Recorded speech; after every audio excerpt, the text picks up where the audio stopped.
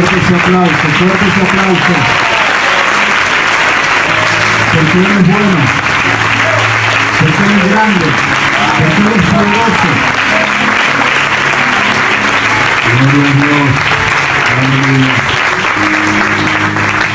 Dios les bendiga, es un placer y un privilegio estar en esta mañana junto a cada uno de ustedes y podemos sentir la presencia del Señor en este lugar. ¿Cuántos pueden sentir que Dios está en este lugar? Recién el pastor decía, ¿qué le pediríamos a Dios si Él estuviese aquí?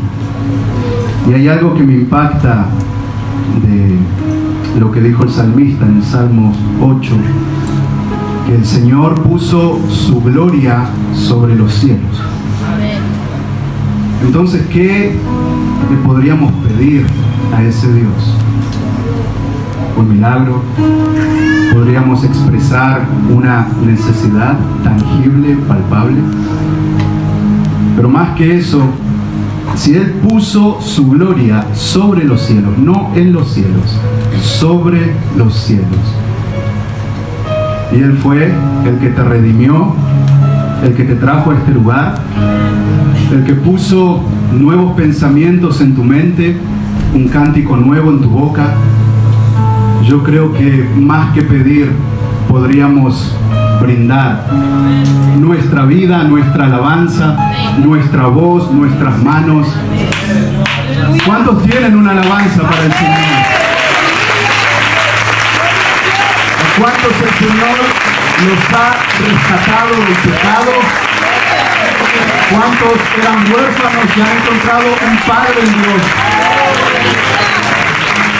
Qué bueno es el Señor, qué bueno es el Señor. ¿Cuántos creen que Dios es bueno? Estoy agradecido con Dios por estar junto a quien para mí, no sé para ustedes, es la juventud más preciosa, más increíble y más importante. No de Argentina, de todo el mundo. La juventud del Distrito Este. ¿A dónde está la juventud del Distrito Este? Gloria a Dios. Agradezco al Señor por esta oportunidad, al pastor Carlos por permitirme estar aquí. Conversábamos el otro día y yo le decía, por situaciones personales, yo decidí tomar un descanso, pero no pude decirles a ustedes lo mucho que los amo en el Señor y lo importante que son para mi vida. Amén. Y siempre estoy orando por la juventud del Distrito Este, por jóvenes que no le tengan miedo a nada. Jóvenes que hagan temblar el infierno, jóvenes que puedan conmover el reino de los cielos. Y yo sé que esa es la juventud del Distrito Este. No hay límites para nosotros como hijos de Dios. ¿Cuántos creen eso? Que no hay límites. ¿Cuántos creen que no hay límites para nosotros? Amén. Gracias también a cada líder. Los aprecio, les amo en el Señor. Hay líderes nuevos. Amén. Hay caras nuevas. Y eso significa que la obra está creciendo. Y felicito al pastor Carlos. Yo sé que va a ser un excelente trabajo. Y lo importante es ir al próximo nivel. Hay un nivel más en Dios. ¿Cuántos creen eso? Hay algo más que el Señor quiere hacer. Y estoy contento. Hemos llegado con algunos jóvenes de nuestra iglesia. Algunos no pudieron venir el día de hoy por diferentes motivos, pero sé que el Señor va a hacer algo especial. Amén. ¿Cuántos quieren escuchar palabra de Dios? Amén. Me gustaría compartir algo que me ha ayudado en estos 2 últimos años de mi vida. Esto me ha fortalecido en el Señor. Y tal vez no es lo que usualmente hablamos en una reunión de jóvenes como esta, pero yo sé que el Señor quiere hablar a un corazón en esta noche. Amén. Me gustaría ir al libro de Génesis, capítulo 41, verso 50.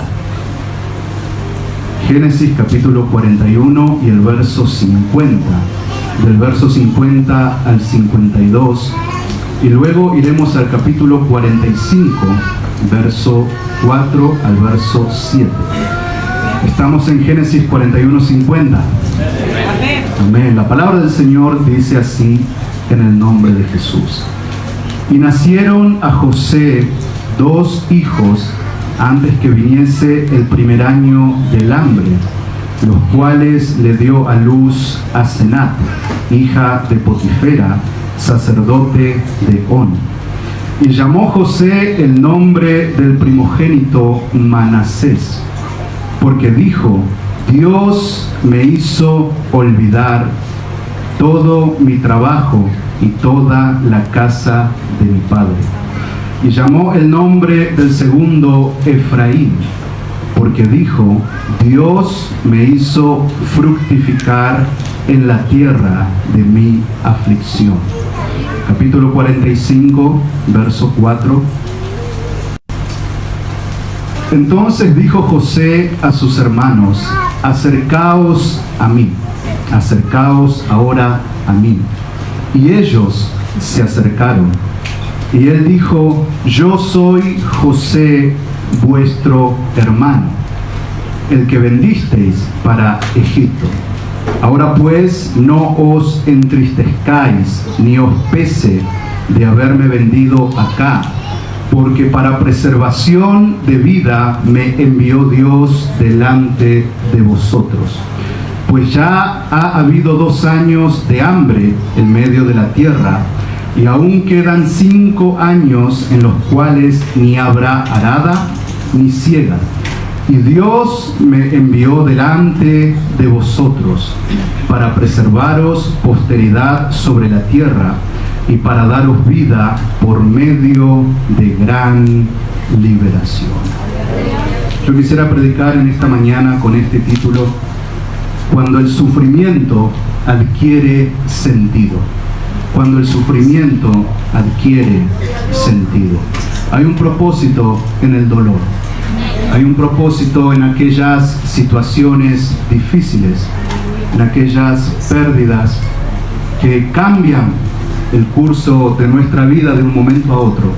Y nos preguntamos, ¿por qué está pasando esto? Y yo quisiera compartir lo que Dios hace cuando el sufrimiento adquiere sentido. Gracias, Señor, te damos por estar en esta mañana, en este lugar. Señor, venimos delante de ti, reconociendo, Dios mío, que tú eres soberano, que tú eres grande, que tú eres bueno. Señor, sentimos tu presencia en este lugar. Sentimos que tú te estás moviendo en medio nuestro, Señor. Yo te pido, Dios mío, que toques cada corazón, cada vida, cada mente, Dios mío. Abrimos nuestro corazón para que tu palabra tome lugar, Señor, y cumpla el propósito con el que ella va a ser enviada, Dios mío, y pueda ser confirmada por sus frutos. En tu santo nombre, Señor. Amén y amén. Dando un fuerte aplauso, pueden tomar asiento, por favor.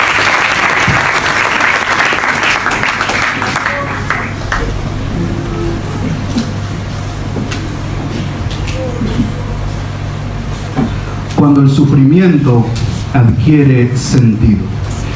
El escritor y médico psiquiatra austríaco Viktor Frankl fue uno de los sobrevivientes de 2 acontecimientos históricos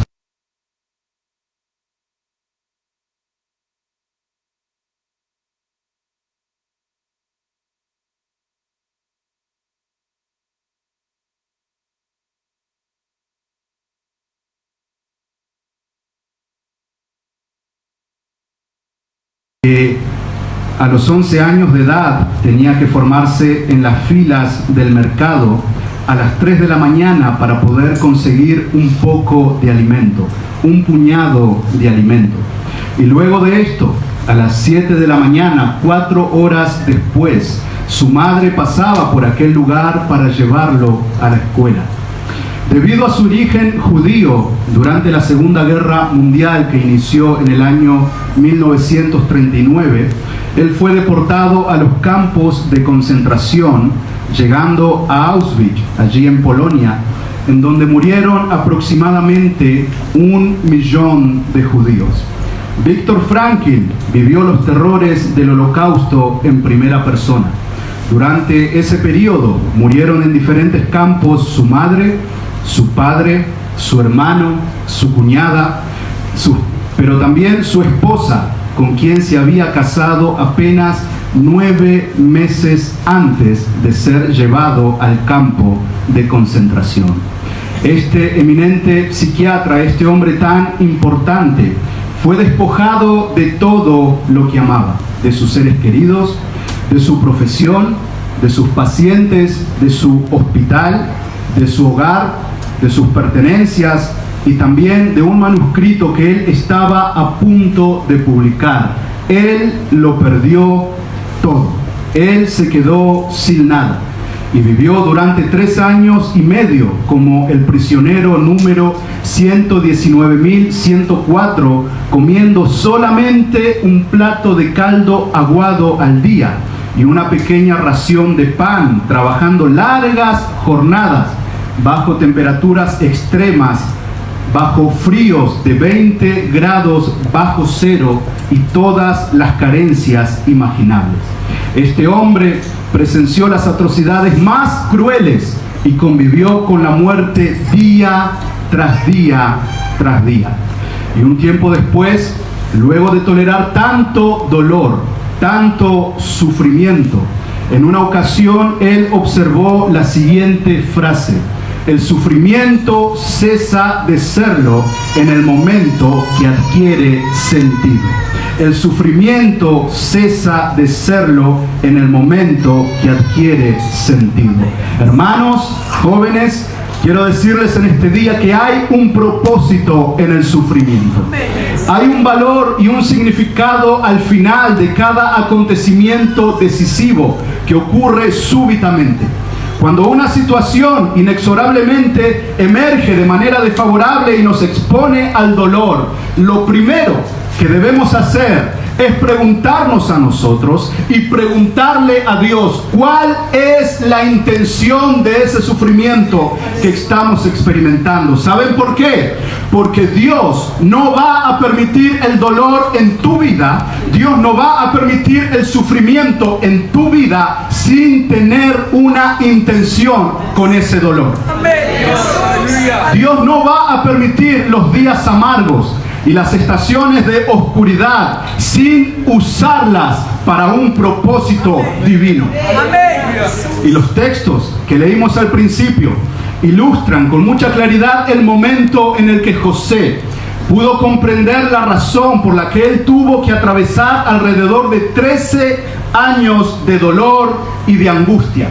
En un momento cúlmine, en un momento importante, como lo es para un padre el nacimiento de un hijo, José decide llamar a uno de sus hijos Efraín, cuyo significado es doble fructificación, doble fructificación. Lo que dijo José, luego de ponerle este nombre a quien llegaría a ser su primogénito, revela que él fue capaz de entender que el dolor no había sido en vano, que la aflicción no había sido en vano. El dolor cobró sentido para José, y cuando él imaginativamente lo toma en sus brazos, él dice: tú vas a ser Efraín. ¿Por qué? Porque aquí en esta tierra de dolor, en esta tierra de aflicción, en esta tierra de angustia, en esta tierra de grandes penurias, fue aquí en donde Dios me hizo fructificar. Dios me hizo fructificar en la tierra de mi aflicción.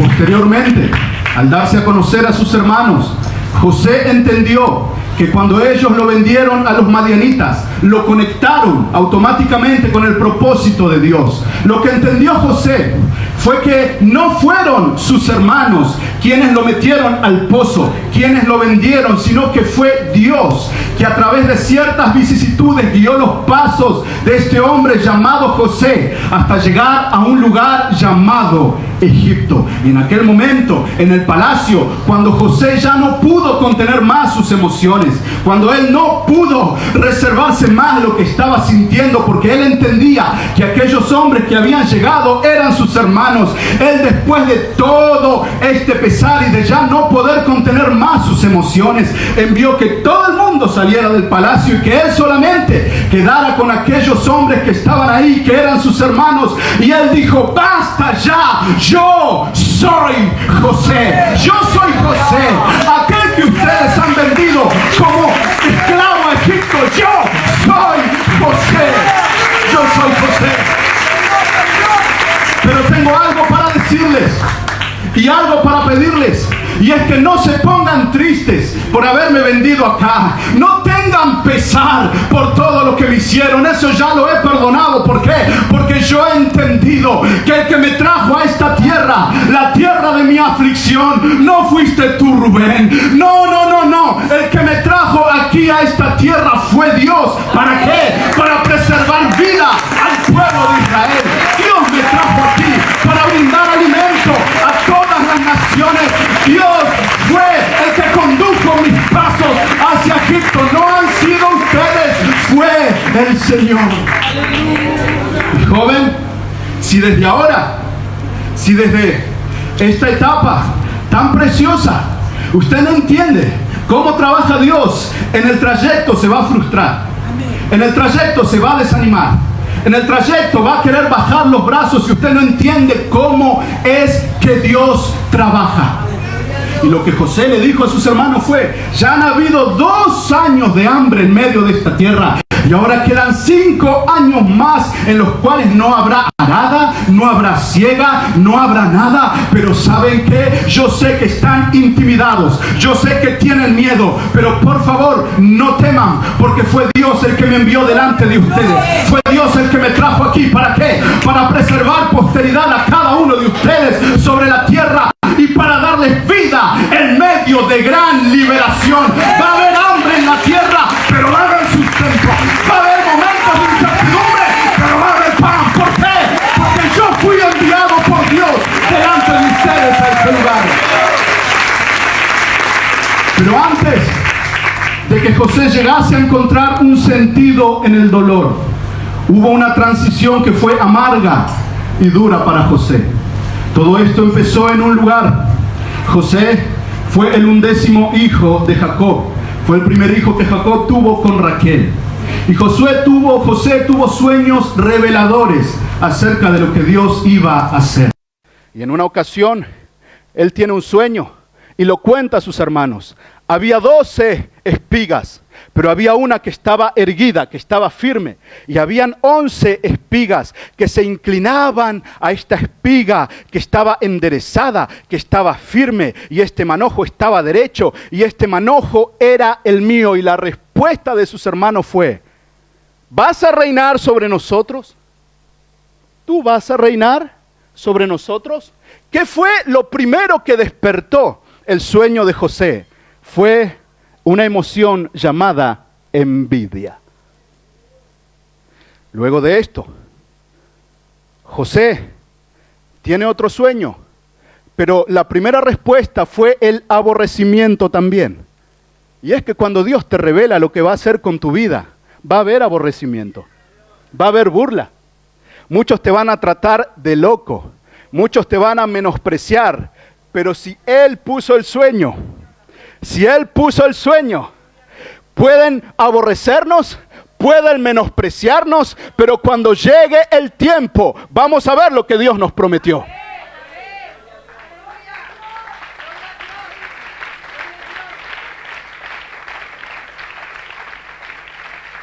Posteriormente, José tuvo otro sueño y se lo relató a sus hermanos.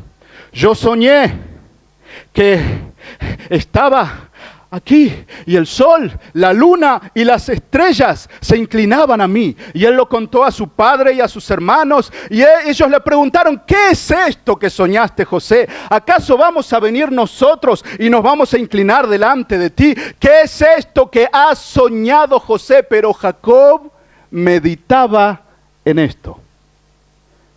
Y luego los problemas no tardaron en llegar para José.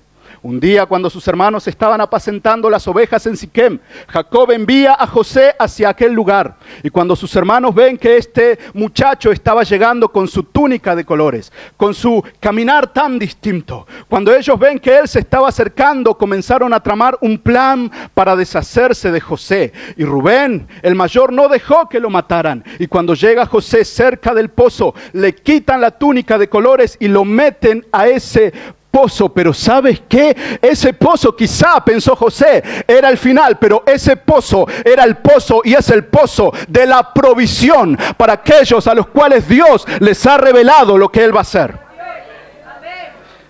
Y cuando lo quitan del pozo, ven que los madianitas están pasando allí y lo sacan de la cisterna y lo venden por 20 piezas de plata, y José fue llevado a Egipto. Miren esto, luego de recibir una revelación de parte de Dios acerca de lo que iba a suceder con su vida, José fue envidiado, José fue maltratado, José fue hostigado, José fue despreciado, fue vendido como esclavo, fue difamado y privado de su libertad. Y el dolor de cada una de estas situaciones, hermanos, es muy fuerte. El dolor a veces es tan profundo que lo único que podemos hacer es dejarlo expresar a través del llanto. Pero aún más para un muchacho de 17 años de edad, el dolor era más fuerte. José se encontraba lejos de la casa de su padre Jacob, a quien amaba. José se encontraba lejos de su tierra sin entender lo que estaba pasando, sin entender por qué él estaba en un pozo, sin entender por qué él era un esclavo, sin entender por qué él estaba caminando por el desierto. Pero allá en el cielo había alguien que sí entendía, había alguien que sí sabía, había alguien que estaba pergeñando un plan para conectar a José con el propósito que él había trazado para él. Sí, un día el dolor iba a cobrar sentido, un día él iba a saber para qué estaba sufriendo tanto, pero ahora él simplemente sufría. ¿Cuántas noches hemos sufrido? ¿Cuántas noches hemos llorado quizá? ¿Cuántas madres tal vez hay aquí llorando por un hijo descarriado, por un marido que la ha engañado? ¿Cuánto sufrimiento a veces hay? Pero ¿sabes qué? No cuestiones a Dios, no te enojes con Dios, no tires la toalla, no entres en un estado de pesar tan profundo que te lleve a irte de la iglesia, porque cuando una situación duele, a pesar del dolor, hay que tratar de mantenerse firme y tomado de las promesas de Dios, del Dios que Él dijo: no te voy a dejar, no te voy a desamparar, no te voy a abandonar, yo estoy contigo, yo estoy por ti, yo voy delante de ti.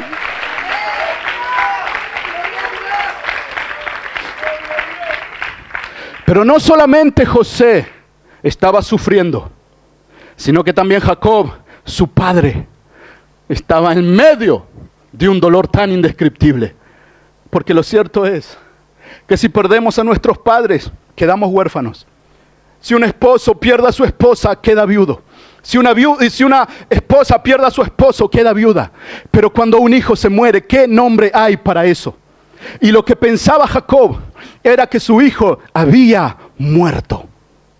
Y lo que quería hacer Jacob era descender a la muerte, porque José ya no estaba. Y hay un momento en la vida en el que parece que las promesas de Dios se quiebran. Hay un momento en el que Dios no contesta. Hay un momento en el que parece que los cielos tienen un cerrojo puesto a nuestras oraciones. Oramos por sanidad y Dios no sana. Oramos por provisión y Dios no provee. ¿Y qué vamos a hacer cuando las oraciones no son contestadas? ¿Qué vamos a hacer cuando el dolor es tan agudo, es tan indescriptible? ¿Qué vamos a hacer? Lo que vamos a hacer es seguir manteniendo nuestra integridad, seguir manteniendo nuestra fe, seguir manteniendo nuestra confianza, seguir con nuestros ojos puestos en Dios, porque Dios no falla, Dios no miente, Dios cumple sus promesas.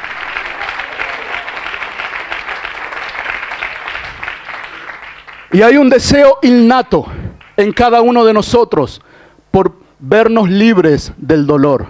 Es más, Cuando un niño viene a este mundo, cuando un recién nacido comienza a llorar, una de las metas que él persigue desde ese momento, y nos ha pasado a todos aquí, una de las metas es verse libre del dolor. Para eso luchamos cada día.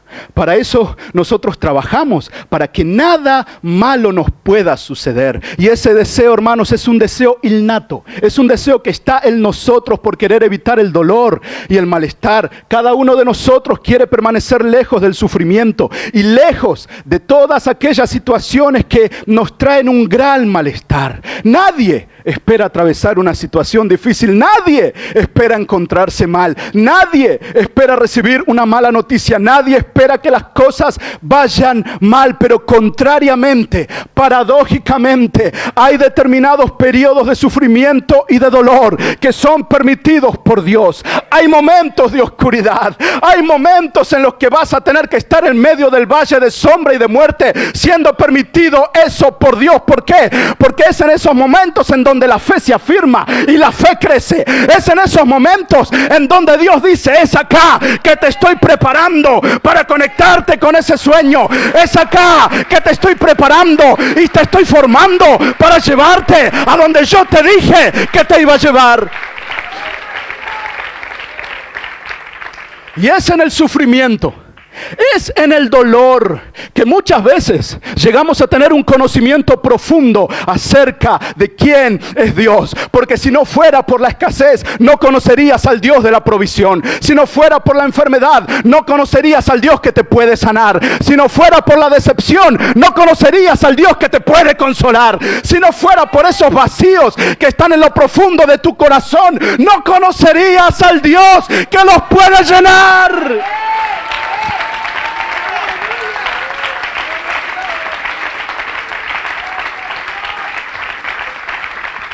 Yo vine a decirle a alguien en esta mañana: yo no sé lo que estás pasando, yo no sé lo que estás atravesando, pero sí quiero decirte que ese dolor en las manos de Dios en algún momento va a cobrar sentido. Ese pesar en las manos de Dios en algún momento va a ser canjeado por un propósito divino. No temas, no desmayes, no te eches abajo, no tires la toalla. Dios está contigo.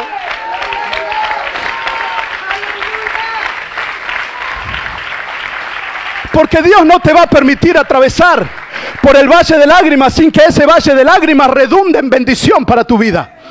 Dios no te va a hacer pasar por esa soledad del desierto sin que en un momento, como Él le dijo a Elías: sal de la cueva. Dios te va a hablar también en ese desierto. Pero la pregunta es: ¿por qué yo tengo que sufrir? ¿Por qué será que todo cambió? ¿Por qué será que si soy hijo de Dios, súbitamente la muerte se llevó a alguien a quien yo amaba? ¿Por qué? ¿Por qué estoy siendo decepcionado? ¿Por qué vine a este mundo con capacidades diferentes? ¿Por qué? ¿Por qué? Y hermanos, hay una gran verdad en esto. Y es que muchas veces son estos momentos los que te van a levantar en la madrugada y dar vuelta a la silla de tu habitación y llorar en la presencia de Dios. Y decir: Señor, no entiendo. No sé lo que está pasando.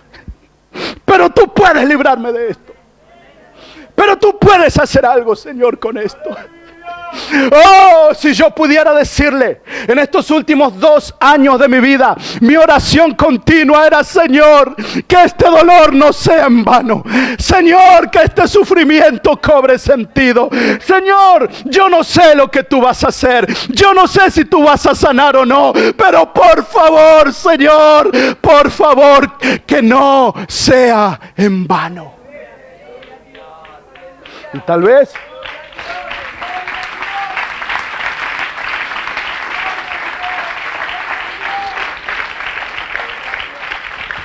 y es muy reconfortante saber una cosa: que Dios usa el dolor para su propósito. Dios usa el dolor para su propósito. Lo primero que escuchó Abraham acerca de Dios fue una sola palabra, y es: vete de tu tierra. Fue lo primero. Cuando Dios llama a Abraham, Abraham nunca había escuchado la voz de Dios.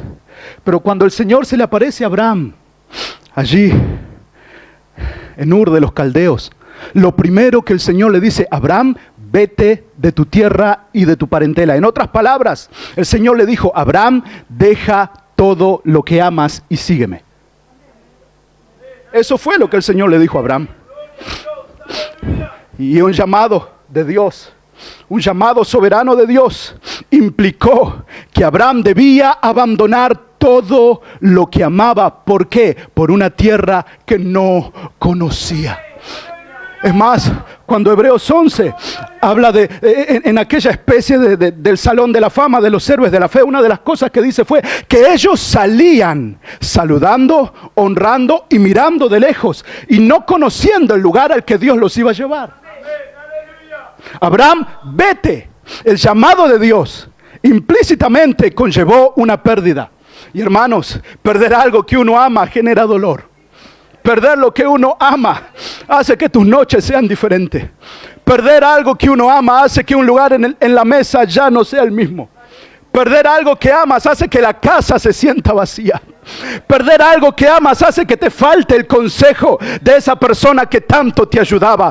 Esto sucede cuando pierdes algo que amas. Pero Dios le pidió a Abraham que lo abandonara todo por algo que él no conocía. Pero ¿sabes qué? Cuando Abraham lo dejó todo, cuando Abraham abandonó todo por Dios, Abraham fue contado como el padre de la fe. Y hay una descendencia innumerable alrededor de todo el mundo. ¿Por qué? Porque cuando Dios le dijo a Abraham: vete, Abraham deja, Abraham abandona, Abraham salió en obediencia al Señor. Y en Isaías 51:2 dice: mirad a Abraham vuestro padre, el Señor a través del profeta Isaías, y a Sara que os dio a luz. Miren esto: porque cuando no era más que uno solo, lo llamé. Le dije: Abraham, vete. Abraham, yo sé que amas a tu padre. Yo sé que amas a tu familia. Pero Abraham, vete, sal de lo conocido, sal de la comodidad. Y mire esto: lo llamé, dice el Señor, pero cuando lo llamé, y ese llamado implícitamente conllevó una pérdida, hubo algo después. ¿Y qué fue? Lo bendije y lo multipliqué. Sí, perdió algo que amaba, pero lo que obtuvo fue mayor que aquello que él había perdido. Un día Abraham, y no lo estás sabiendo, te estoy llamando ahora, Abraham, pero no estás entendiendo. Pero va a llegar el día, Abraham, que va a haber una descendencia tan grande y más grande que cada grano de arena del mar. Y eso fue, Abraham, porque estuviste dispuesto a sufrir, estuviste dispuesto a abandonar. Pero ¿sabes qué? Ese quebranto es bendición y es multiplicación. Ana es otro caso. Ana era estéril y continuamente ella iba al templo. No sé cuántos años Ana llegó al templo a hacer la misma oración: Señor, dame un hijo. Señor, haz este milagro. Y no había respuesta, no había nada, no había más que un silencio tan profundo. Pero en un momento, luego de soportar tanto menosprecio por su contraparte Penina, luego de soportar tanto dolor, tanta humillación, tanto calvario, tanto suplicio, llegó el momento en el que Ana quedó encinta y ella dio a luz al que fue el primer profeta de Israel, Samuel. ¿Y sabes qué? Cuando Samuel pasaba y caminaba, todos se preguntaban: Samuel, ¿es pacífica tu venida? ¿Por qué? Porque había un poder dentro del profeta Samuel, había una gloria dentro de Samuel, había algo especial dentro de él. Dios usa tu dolor para su propósito. Y a veces no son los demonios, no es el diablo. A veces simplemente es Dios que con un bisturí celestial viene a cortar, viene a arrancar esas partes que no te permiten crecer en tu relación con Dios. Pero es Dios que pone un sueño, Dios que pone un propósito. Pero la primera copa es amarga. Y si alguien está sufriendo en esta mañana, bienvenido al club de los que sufren.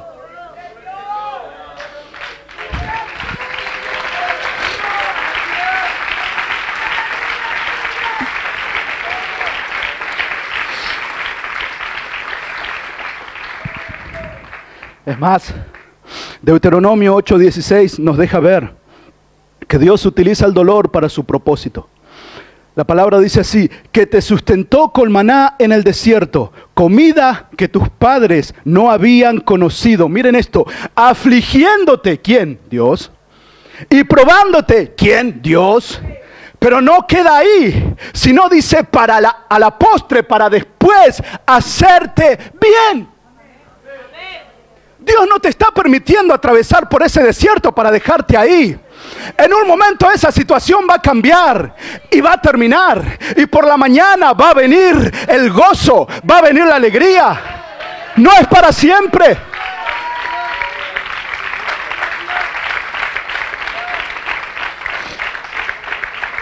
Pero Dios te prueba.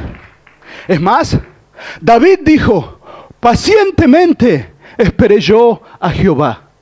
Y hace unas semanas atrás yo leía este salmo y encontré algo. Y es esto. David dice: pacientemente esperé yo a Jehová, y él se inclinó a mí y me oyó y oyó mi clamor. Pero David dice: me hizo sacar ¿de dónde? Del pozo de la desesperación. Miren eso, David dice: él me hizo sacar del pozo de la desesperación, pero en el pozo de la desesperación yo esperé pacientemente a Jehová. Es decir, que David, en medio de la desesperación, aprendió a esperar.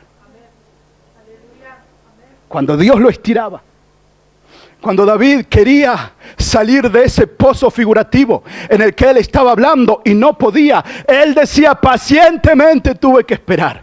Pacientemente tuve que poner una mano y poner la otra, y me resbalaba otra vez y me iba a lo profundo del pozo. Y David dice: esto produjo en mí una gran desesperación. Pero David dice: no todo quedó ahí, porque en un momento él, mi Dios, se inclinó a mí y oyó mi clamor y me hizo sacar del pozo de la desesperación, del lodo cenagoso. Y no solamente eso, David dice: puso en mi boca un cántico nuevo. Sí, estaba sufriendo, estaba llorando, pero él se inclinó y me ayudó.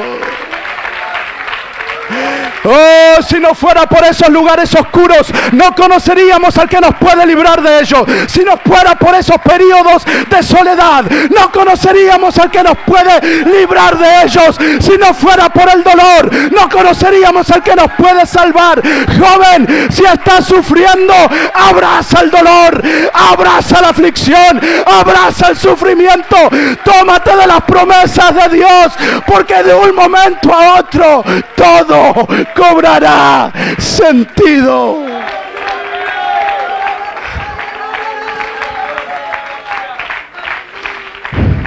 Oh, el dolor, joven, y si no entiendes esto, vas a sufrir y vas a fracasar. El dolor nos enfoca en la perspectiva correcta. Y la perspectiva correcta para el cristiano no es acá, es allá. Pablo dijo, 2 Corintios 4:17, porque esta leve tribulación momentánea, el dolor no es para siempre. Esa es la noticia que quiero darles: el dolor no es para siempre. Pero sucede y se siente. Y Pablo dice: esta leve tribulación momentánea produce en nosotros un cada vez más excelente y eterno peso de gloria. Y Pablo dice: no mirando las cosas que se ven, porque lo que ves en este mundo, el pecado, la tentación y los deseos carnales son pasajeros, pero aquello que no se ve es eterno. Aquello que está allá es algo que no va a perecer y algo que no va a cambiar en esencia. El dolor hace que vayas a la presencia de Dios y te diga: sí, esto va a pasar, pero hay algo que no va a pasar y que no va a terminar, y es el amor de Dios por mí, es la misericordia de Dios por mi vida.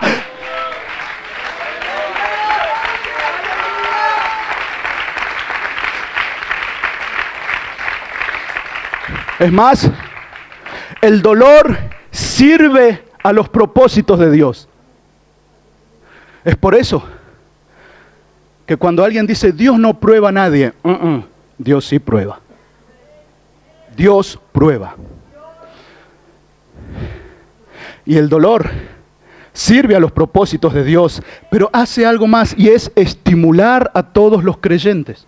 Mire esto, Filipenses 1:12 dice, Pablo dice: quiero que sepáis, hermanos, que las cosas que me han sucedido, prisiones, humillaciones, azotes, han redundado, dice Pablo, más bien para el progreso del evangelio.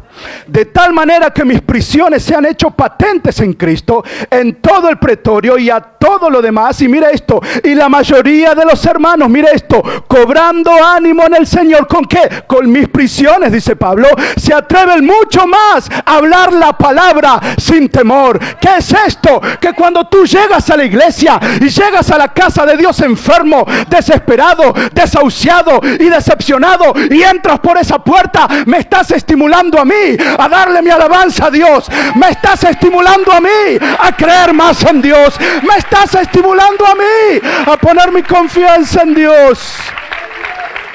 ¿Por qué? Porque Dios usa el dolor. Y luego de haber recibido una revelación de parte de Dios, hubo una transición en la vida de José que fue amarga. La copa que él bebió fue amarga y fue llena de dolor. Él tuvo una revelación, pero en esa inocencia, al contársela a sus hermanos, él recibió aborrecimiento, humillación. Él se fue a una cisterna. Él fue vendido a los madianitas como un esclavo. Pero el viaje de José en el desierto, este fue un viaje de 30 días en los cuales probablemente José tuvo que caminar con cadenas en sus manos y en sus pies. Yo tuve una revelación. ¿Y qué pasó? ¿Qué pasó? Si Dios me dijo que Él podía sanar, ¿qué pasó?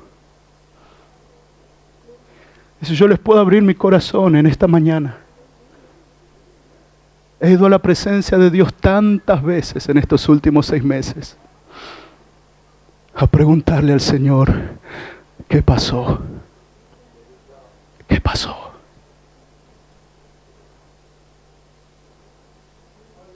Todo iba bien. ¿Qué pasó?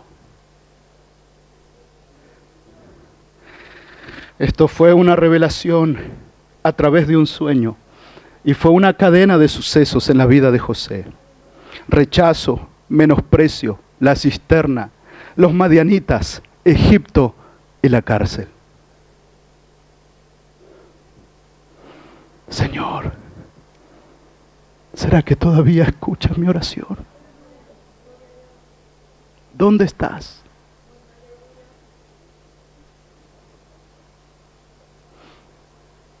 ¿Dónde estás, Señor? Yo había creído que tú sanabas.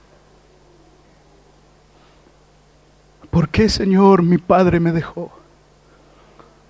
¿Por qué se fue de la casa engañando a mi madre? ¿Por qué tiene otra familia? ¿Por qué estoy sufriendo tanto menosprecio? ¿Por qué, Señor? Si tú dijiste que me ibas a usar.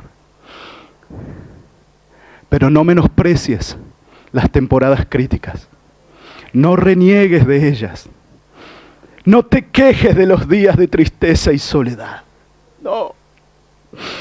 Porque es esa tristeza y esa soledad la que Dios está tomando en la mano.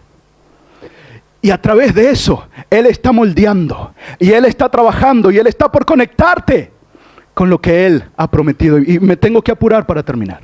Ya voy a terminar, les prometo que ya termino. El sufrimiento de José tenía un propósito, había un propósito en José. Amén. Había un propósito en José, en el sufrimiento de José. Porque Dios no te va a dejar en el pozo, o en la cisterna, o en la cárcel. Si Él te metió en ese lugar, Él te va a sacar también. Voy a pedir si los músicos me pueden ayudar. Amén. Allí en la cárcel, José tuvo la oportunidad de interpretar los sueños de dos oficiales del faraón. Ellos también eran prisioneros. José interpretó estos sueños y luego él tuvo la oportunidad de interpretar dos sueños que había tenido el faraón. Y el faraón había soñado que él estaba a la orilla del río y lo sabemos, habían 7 vacas gordas de buen aspecto que fueron devoradas por 7 vacas en un estado completamente raquítico, desnutridas. Luego él tuvo el mismo sueño con unas espigas y nadie podía interpretar correctamente el sueño del faraón. Nadie. Pero alguien se acordó de José. Allí en la cárcel hay alguien que interpreta sueños. Hay alguien, faraón, que le puede ayudar. Y cuando José fue llevado a la presencia del faraón, José le dijo: esto es un mismo sueño. Van a venir 7 años de abundancia, 7 años de abundancia. Posteriormente seguidos por 7 años de escasez. El sueño es un mismo sueño, Señor. Y esto es firme de parte de Dios. Esto va a pasar. Y como recompensa y en bien de la economía del país, sacaron a José de la prisión. Y allí en Egipto, el despreciado, el aborrecido, el humillado, el maltratado, lejos de su padre, fue puesto como el primer ministro del mundo conocido en ese tiempo, allí en Egipto. ¿Por qué? Porque cuando Dios permite el dolor en tu vida, es para levantarte, es para bendecirte, es para hacer que camines y los caminos y los senderos sean abiertos delante de ti. Y el dolor empezó a cobrar sentido para José. Y llega el momento cuando su esposa le dio a luz a quien llegaría a ser el primogénito, que él lo toma y lo mira. Y él dice: tú eres Efraín. ¿Por qué? Porque aquí en Egipto, en la tierra de mi dolor, en la tierra de mi aflicción, en la tierra de mis penurias, aquí Dios me ha hecho fructificar, aquí Dios me ha bendecido, aquí Dios me ha levantado, aquí Dios me ha prosperado. Ahora José disfrutaba de una posición distinguida, era un hombre importante, y él entendió que el dolor había adquirido sentido. ¿Por qué? Porque fue en la tierra del sufrimiento que aquel sufrido tuvo descendencia, fue en la tierra del dolor que aquel hombre llegó a conectarse con la intención de Dios. Y el dolor, hermanos, va a dar a luz algo que tiene un valor inapreciable. Porque el dolor va a ser un recordatorio de cuánto te costó aquello. Que cuando mires hacia atrás vas a decir: esto costó. Hubo un precio que se pagó. Esto no fue gratis. Pero hubo algo más. Y es que el hambre llegó a la tierra. Y Jacob había escuchado que allí en Egipto había alimento. Y él le dijo a sus hijos: vayan en busca de provisiones porque tenemos que sobrevivir. Vayan por favor a Egipto. Y cuando él estuvo delante de sus hermanos, él se reveló. Pero mire, el sufrimiento de José sirvió al propósito de Dios. Porque cuando la hambruna descendió sobre Canaán, desapareció la provisión de pan, que era el recurso fundamental para la vida. Era lo más importante. Pero fue Dios el que hizo venir el hambre y el que destruyó todo sustento de pan en su omnisciencia, en su omnipotencia, en su perfecta voluntad. Es decir, Dios permitió el hambre. Dios sabía lo que iba a suceder. Pero sabiendo el Señor lo que iba a pasar, Él también tenía el hombre para aquella crisis. Y ese hombre era José.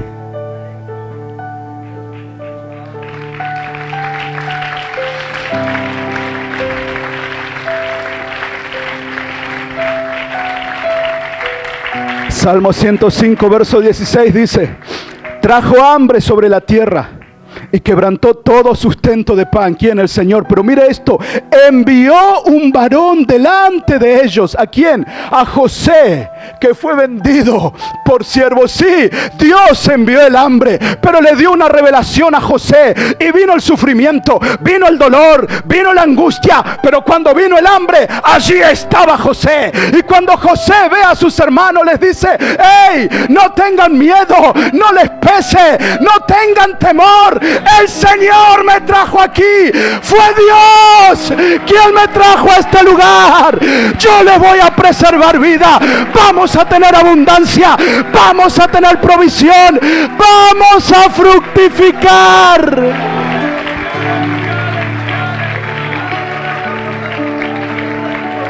Y ahora la basata y a la bozata.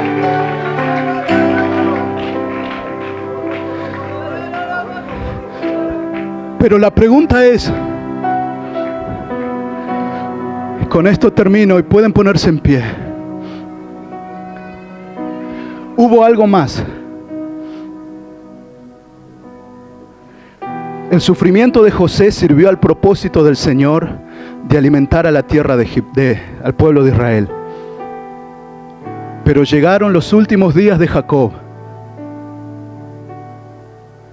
Y Jacob empieza a profetizar sobre sus hijos, profecías sobre las tribus de Israel: Rubén, Dan. Pero en aquel momento, antes de partir, Jacob, a lo lejos, más de 1000 años después, Jacob vio el día del Señor. Y brindando profecías a sus hijos, él llega hacia donde está Judá. Y él dice: Judá, te alabarán tus hermanos. Tu mano sobre la cerviz de tus enemigos. Cachorro de león, Judá. De la presa subiste. Judá, nadie te va a detener. Pero Jacob dice algo viendo el día del Señor.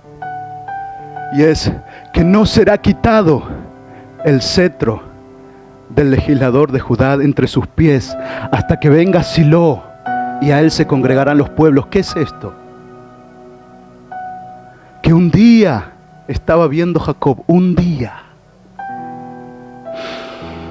un ciego llamado Bartimeo diría: Jesús, hijo de David, ten misericordia de mí.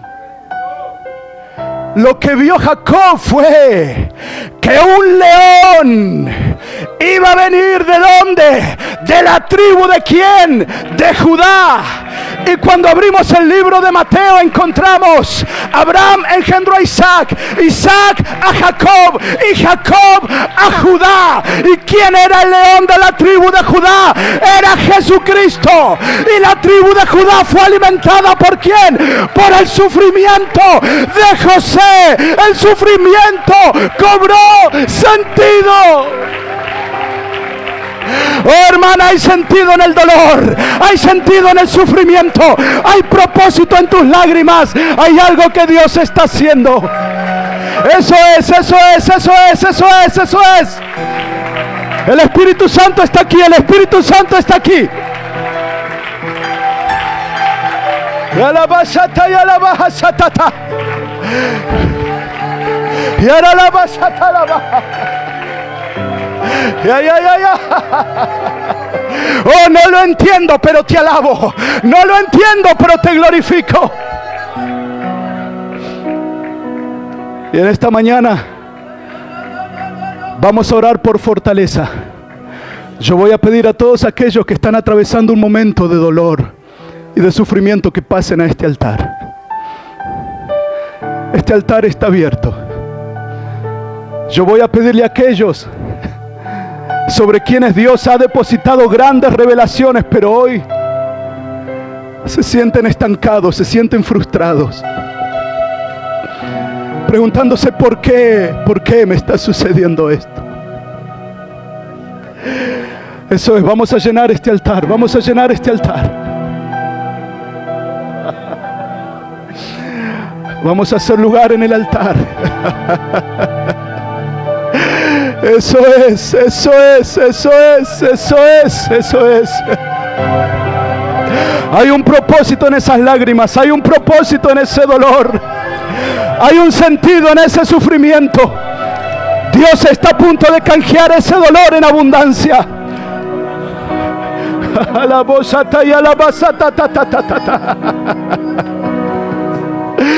Oh, levanta tus manos a los cielos, levanta tus manos, cierra tus ojos.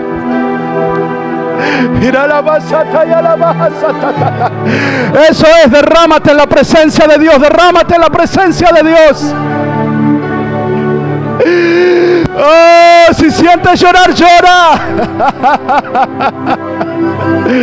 Si hay un sueño dentro de tu corazón, pero estás frustrado, estás truncado, Dios está en este lugar para fortalecerte. Señor, ayúdanos.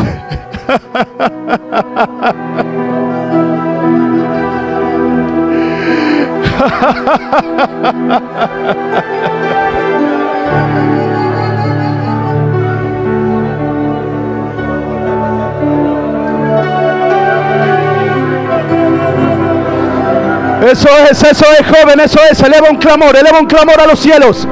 El Espíritu Santo está aquí, el Espíritu Santo está aquí.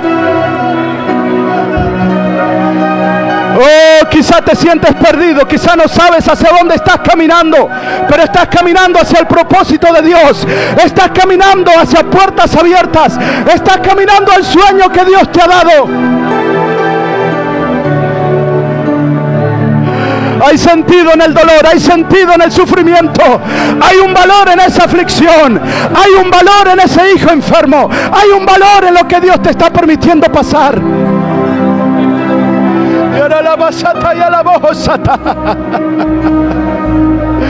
Eso es, recibe.